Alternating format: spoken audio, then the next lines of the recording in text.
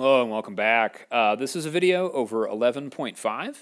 And what we're going to be doing in this section is we're going to be factoring trinomial squares and the difference of squares. Okay, so we want to be able to first recognize trinomial squares and we want to be able to factor them. We also want to be able to recognize difference of squares and then factor those. And be careful to factor completely. All right. So let's first talk about recognizing a trinomial squared. So let's just think of something like, say, x plus 4 times x plus 4. All right. And what we get here, if I multiply this out using the box method, so I do x plus 4, so we get x squared. We get 4x here, and then we get 16. When we multiply or add these together, it's going to give me 8x. So when I get all this together, all right, remember I'm going to do x squared plus 8x and then plus 16. Now what I want you to realize is this, okay? When I had x plus 4 times x plus 4, what I was doing was I had x plus 4 quantity squared, okay? And what I want you to remember previously when we multiplied these out was that this was an a value and this is a b value, okay? So remember that if, these two things mean the same thing, x plus 4 squared and x squared plus 8x plus 16. Remember that this was your a value and this was your b value, okay? And what I want you to do is think back in that if I had say a plus b squared, then that came out to giving me a squared plus 2ab plus b squared, all right? And that's just what happens when you multiply out, a binomial and square it, all right?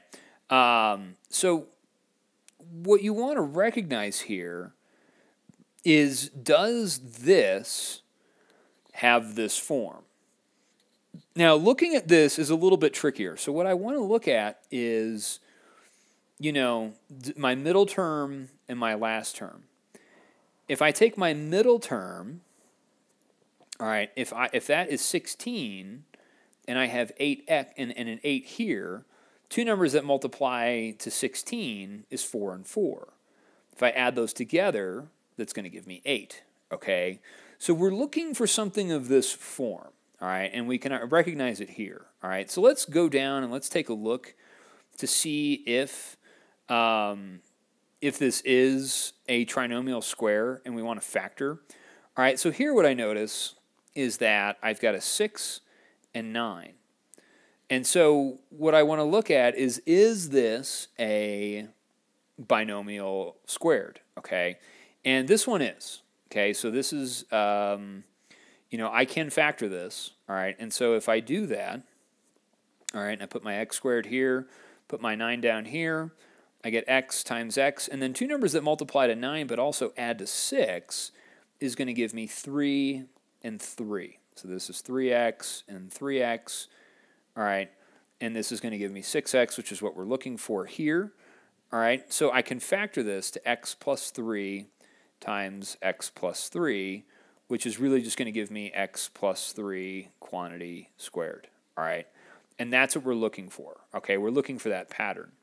All right, now it's pretty easy to do when your coefficient out front is 1. All right, now let's take a look at the next one. Now here on this one, what I notice is that my last term here is 11, okay? My first term is x squared, so this is x times x. And then the numbers that multiply to 11, because 11 is prime, is just going to be plus 1 and then plus 11. So this, is going to give me 11x. This is just going to give me an x. If I add these together, that's going to give me 12x, which is not 6, okay, which is not 6x. All right, and so this is actually prime, okay, and it's not a trinomial squared, okay, so this is not a trinomial squared, all right? Now, on this one, this next example is a little bit trickier. Okay, the first thing I want to do is I want to put this into standard form. So I'm going to do 16x squared plus, or not plus, minus 56x, and then plus 49. So when I'm doing this, you kind of have to think about, well, let's just factor it and see what we get. Now, to factor something like this is a little bit tricky. All right, now the other thing that I noticed is that 16 is a perfect square, and so is 49, so that's good. All right, now when I put those in here, when I put this in as 16x squared, and I put this in as 49, I have to think, okay, two numbers that multiply to 16x squared is going to give me 4x and 4x. Okay, two numbers that multiply to 49 is going to be 7 and 7. Okay, and so this is how you would use the box method on something that isn't a 1 out here. All right, so let's just see if that works. So 7 times 4x is 28. Oh, and we should do negative because we need to add to negative 56. So I'm going to do plus negative 7 and plus a negative 7. All right, and so this is going to give me a negative 28x, and negative 7 times 4x is going to give me negative 28x. Now, if I add negative 28x and negative 28x together, this is going to give me negative 56x, which is what we're looking for, okay? So when I factor this, this factors out to 4x minus 7 times 4x minus 7. Okay, and when I have those, all right, I can write it as 4x minus 7 quantity squared. Okay, so because we get something times itself, this is a trinomial square. All right, let's take a look at this one. And what I notice here is that 16 is a perfect square, and so is 25. And the way that I think about that, when I think about this, is that, this is going to give me 4x squared minus 56x and then plus 7 squared. Okay, I'm looking for my first term and my last term. If I can rewrite those as something squared, then likely this is going to be a trinomial square. So let's take a look here. All right, let's go ahead and just do the box method here and factor that. So I've got 16x squared. I've got positive 25. Let me do 4x here and 4x here. Now we need to multiply to, these terms need to add to negative 40. So what I need to do is I need to have negative 5 here and a negative 5 here. So let's see if that works. So negative 5 and then negative 5. So then if I do negative 5 times 4x, it's going to give me negative 20x. If I do negative 5 times 4x, it's going to give me negative 20x. Now when I combine these as like terms, it's going to give me negative 40x, and that's what I've got in the middle. All right, so now this is factored, and we get that this is 4x minus 5 times 4x minus 5. And if I've got something times itself, I'm just going to write that as 4x minus 5 quantity squared. All right, and that's my answer. All right, so these can get a little tricky, but remember, the box method is a way, to look at those and to be able to factor those. Okay, it makes it a lot easier. All right, this next part, we want to be able to recognize the difference of squares. So remember what we had. If I took something like, say, x plus 4 times x minus 4, what happens? Okay, if I do the box method here on this, and I say, okay, if I do x plus 4 and then x minus 4, I've got x squared here, I've got 4x here, negative 4x, and then negative 16. So what I have, these middle terms are going to add to 0x, and they cancel out. So what you're left with is just going to give me x squared minus 16. Okay, and that's going to be factored, to x plus 4 and x minus 4. All right, so they mean the same thing. Now remember what I have here. Remember, this is your a value and this is your b value, a and b. What I have here is I have a squared minus b squared. Okay, and I can rewrite this as x squared minus 4 squared. All right, and so your ability to recognize, to see if that is a difference of squares. Okay, and so remember, the rule that you have is that, when you had a squared minus b squared, that's equal to a plus b times a minus b.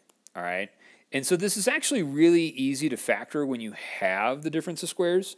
It's just making sure that you recognize that you have those. All right? So now what I've got, let's go ahead and jump in here. And we've got quite a few that we want to do here. All right, so I'm going to do x squared minus 25. All right? Is this the difference of squares? So what I'd want to do is I'd want to say, okay, I've got x squared minus 25. I can rewrite that as 5 squared. All right? So I've something squared minus something else squared. This is just going to factor to x minus 5 times x plus 5, and it's that simple. Okay? And so we don't need to sit here and do a bunch of stuff. Now, we can still do the box method on this. All right? So you can always revert back to that. If I've got x squared and then minus 25,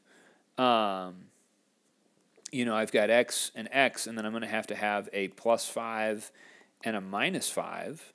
All right, so I'm going to get negative 5x, positive 5x. These are going to add to 0x. So then we just get x plus 5, x minus 5. Okay, and if we multiplied that together, it would give us x squared minus 25. All right, and that's the idea. All right, so let's go ahead and take a look at some others. Now on this one, what I have here is I have 5 squared minus t cubed. This is not a difference of squares. All right? So we can't factor. All right? And we're just going to leave it like that. All right? On this one's a little bit trickier. All right? If I wanted to rewrite this, what I could do is I could do 9, that's really just 3 squared. So 3 squared times x squared is going to be 3x quantity squared minus then an 8 squared, because 64 is 8 squared. All right, so now I have something squared minus something squared. So if I factor it, we're going to get 3x plus 8 times 3x minus 8. And that's what I've got, all right, as a factored form. All right, let's take a look at this one.